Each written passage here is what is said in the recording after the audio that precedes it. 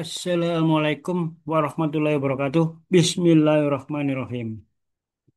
Kita masih di kelas Bintek K3 dengan skema ahli K3 ya. Dan fokus pembahasan kita yang ketiga yaitu merancang sistem tanggap darurat. Ini ada di dalam unit kompetensi nomor 3. Jadi, ketika Anda akan melakukan uji kompetensi, Anda akan disodori unit kompetensi ini. Dan Anda akan ditanya, ini loh unit kompetensinya. Apakah Anda siap dipelajari? Siap, kapan siapnya? Sekian. Oke, nanti akan kita jadwalkan ujinya. Setuju dengan ini? Oke. Dan untuk ujinya, yang level ahli pasti bukan observasi gitu. Itu portofolio. Dengan dilihat portofolio Anda, pengalaman Anda. Dan nanti ketika di dalam uji kompetensi, Anda akan diwawancara untuk membuktikan portofolio itu gitu. Orang lain juga akan diwawancara. Dan Anda mungkin diminta presentasi.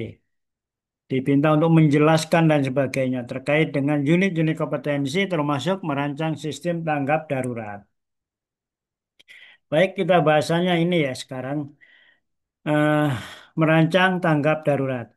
Perancangan tanggap darurat adalah suatu serangkaian ya, suatu serangkaian perencanaan dan kegiatan itu yang dilakukan dengan segera pada saat eh, kejadian bencana untuk menangani dampak buruk yang ditimbulkan. Ini meliputi kegiatan penyelamatan dan evakuasi korban, harta benda, pemenuhan kebutuhan dasar, pelindungan, dan pengurusan pengungsian dan pemulihan sarana prasarana.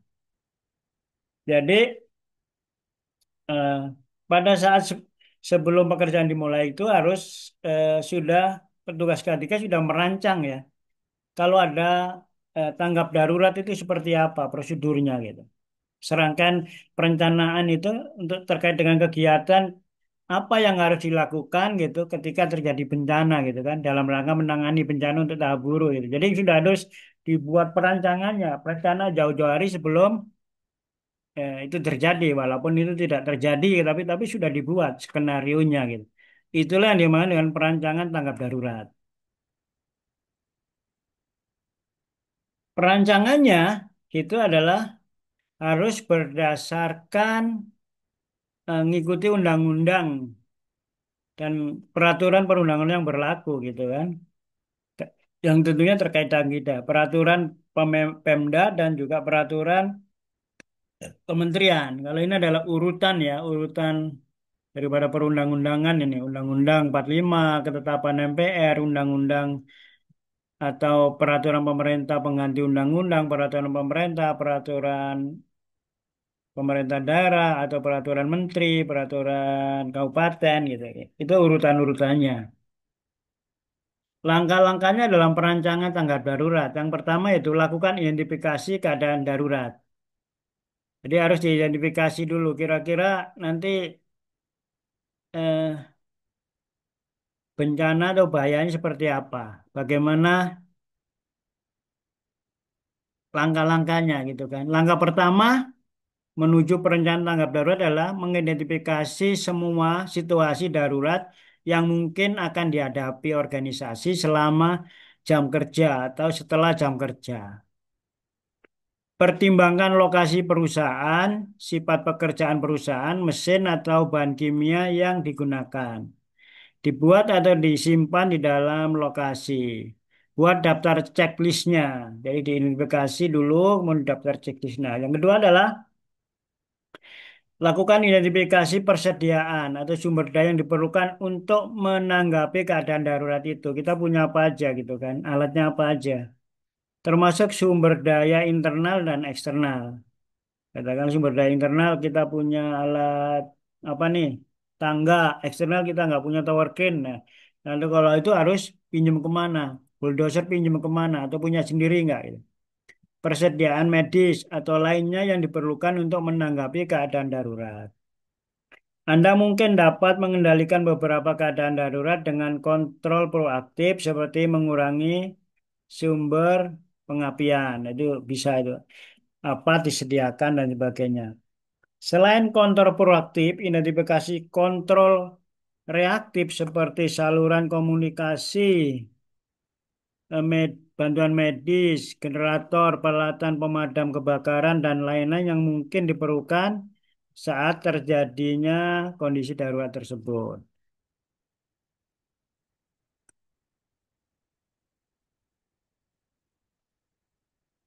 Kemudian buatlah rencana tanggap daruratnya, buatlah rencana tanggap daruratnya. Yaitu apa? Rencana tanggap darurat yang tidak perlu dibuat setelah keadaan darurat dan mekanisme tanggapan mereka diidentifikasi semua. Mana yang apa itu yang perlu dibuat dalam kondisi keadaan darurat dan mekanisme mana yang tidak perlu dibuat gitu. Ini akan mencakup prosedur untuk menangani keadaan darurat, lokasinya di mana, dan instruksi kerjanya seperti apa untuk fasilitas daruratnya, prosedur evakuasinya bagaimana, titik evakuasi, prosedurnya, siapa yang melakukan itu, petugasnya siapa dan sebagainya, alarm dan fasilitas darurat. Kemudian komunikasi seperti apa, itu semua dibuat rencananya gitu.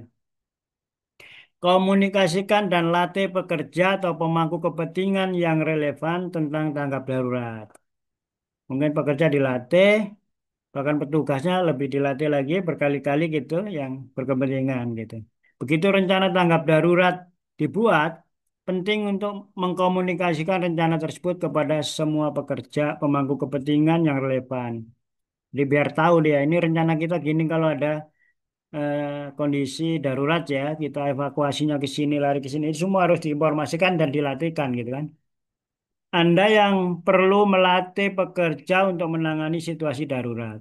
Latihan darurat yang sering dapat dilakukan untuk mendidik pekerja dan dari waktu ke waktu. Oke. Kalau sering dilakukan maka akan selalu ingat gitu untuk bagaimana kalau ada kondisi darurat. Karena kondisi darurat itu kadang-kadang tiba-tiba. Evaluasi dan revisi prosedur tanggap darurat. Jadi setelah dibuat, dikomunikasikan, kemudian dievaluasi.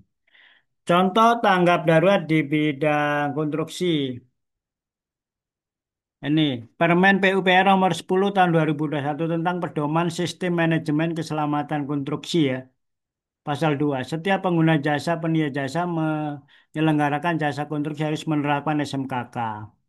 Jadi di SMKK ini sudah dimuat tentang apa itu? RKK, RMPK, RMPL, SMM dan semuanya termasuk identifikasi risiko, risiko besar, risiko sedang, risiko kecil, bagaimana cara menanggapinya dan sebagainya. Itu harus dilakukan, identifikasi itu harus dilakukan oleh ahli K3 gitu kan. Jadi, instansi pembina sektor usaha dapat mengembangkan pedoman penerapan SMKK sebagaimana dimaksud pada hal itu sesuai dengan kebutuhan berdasarkan ketentuan peralatan perundang-undangan. Jadi berdasarkan PP 50 tahun 2021, PUPR membuat Permen PU nomor 10 tahun 2021 tentang pedoman penerapan SMK 3 ini dan keberlanjutan kalau di kita. Jadi dinamakan SMKK. Sistem Manajemen Keselamatan Konstruksi, jadi khusus konstruksi. Di sana udah termasuk sistem manajemen mutu dan juga tentang keberlanjutan gitu kan. Pemahaman sederhana ya terkait dengan darurat ini. Ini ada durasi, ini ada panik, ada meluas gitu ya. Nah, darurat katakanlah kebakaran, ledakan, banjir, atau celaka. Nah, Anda harus mengerti, paham di sini. Di lokasi, dilokalisasikan ya, kemudian diselesaikan baru korbannya bisa minim gitu kan. Kalau tidak mengerti, akhirnya meluas dampaknya. Pada banjir tiba-tiba bagaimana penanganannya nggak ngerti banjirnya potensinya seperti apa, air larinya kemana, penyelamatan kemana. Akhirnya sulit penyelesaiannya, akhirnya korbannya banyak gitu kan. Maka dari itu harus ada prosedurnya, tindakan yang terencana, kemudian dilatih, evakuasi, apa, P3 peralatan, kemudian baru resikonya insya Allah minim gitu. Itulah yang kita pahami gitu kan. Jadi skema pembuatan prosedur tanggap darurat yaitu bentuk tim. Bentuk tim dulu ya, bentuk tim. Kemudian identifikasi potensi bahayanya. Resikonya dinilai seberapa besar. Sedang, ringan, kecil. upayakan minimalisasi resiko gitu kan. Caranya apa? Kebutuhan alatnya apa saja dan orangnya seperti apa, ada petugasnya, dilatih tidak. Organisasikan bentuk organisasi dan tanggung jawabnya, kasih kamu jobnya ini ya untuk menangani bencana ya gitu. Susun prosedur tanggap daruratnya, kemudian sosialisasi prosedur tanggap daruratnya, kemudian kalau ada terjadi emergensi baru evaluasi kegiatan latihannya, terus dilaksanakan itu insya Allah akan selamat gitu. Oke, format isi RKK pelaksanaan, operasi keselamatan konstruksi, kesiapan dan tanggapan terhadap kondisi darurat, prosedur atau instruksi kerja. Tanggap darurat sesuai dengan sifat dan klasifikasi pelaksanaan pekerjaan konstruksi yang dikerjakan dan ditandatangani oleh ahli teknik terkait dan penanggung jawab keseluruhan konstruksi. Jadi penyelidikan resiko kecelakaan, kejadian berbahaya, dan penyakit dari kerja yang ditandatangani oleh penanggung jawab keselamatan dan konstruksi kepala pelaksana pekerjaan maupun unit UKK-nya ya. Itu adalah ininya isi format ini ya, prosedur dan instruksi kerja ini ditandatanganin oleh penanggung jawab keselamatan ini dan juga oleh kepala pelaksana pekerjaan PIMPRO-nya gitu. Gitu. Daftar induk instruksi kerja atau prosedur kerja. Memuat daftar induk prosedur atau instruksi kerja yang ditandatangani oleh ahli teknik terkait, ahli K3 juga, dan kepala pelaksana pekerjaan konstruksi, wakil manajemen. Seluruh pegawai konstruksi dan penerapan SMKK pada pelaksanaan pekerjaan konstruksi harus memiliki prosedur atau petunjuk kerja yang telah ditandatangani. Prosedur atau instruksi kerja sekurang-kurangnya memuat dokumen sebagai berikut. Memuat mekanisme organisasi sumber dayanya, kemudian juga komunikasinya, kemudian prosedurnya juga memuat dengan ini ya prosedur dan ini yang dilakukan oleh disusun oleh ahli yang terkait dengan K3 ya, gitu. Jadi flowchart penanganan keadaan darurat. Pertama yaitu ditemukan kondisi yang bisa menimbulkan keadaan darurat, mungkin kebakaran, kebocoran gas, gas beracun dan lainnya. Kemudian pantau situasi. Oke ya ke bawah. Kalau tidak maka beritahu petugas K3 dari keadaan darurat dan pihak lainnya yang dilibatkan. Pemadam kebakaran, tim SAR, polisi gitu kan. Ikuti petunjuk petugas untuk akses aman, evakuasi ke assembly point.